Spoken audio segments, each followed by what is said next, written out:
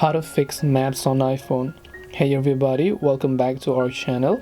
In this video I'm going to guide you on how you can fix maps on iPhone, so make sure to watch the video till the end.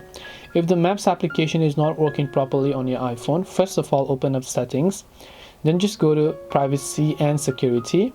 Go to location services. Make sure you enable location services, because without your location, maps won't be able to function. Open up your Play Store, and depending upon which Apple map you use, whether Apple Maps or Google Maps, you can simply go ahead and check if those app has an update available, because sometimes the update could also be the issue. So just make sure if it has an update that you update it to the recent version. Make sure your internet connection is also working just fine, because without a proper internet connection, that could also be the issue. Then after that, you can open up maps, and then you'll be able to solve any sort of issues, and then you can navigate and do whatever else you prefer. So hope this video helped you. If you have got any questions, feel free to also leave them down below. Thank you for watching till the very end of this tutorial, and see you soon in the next video.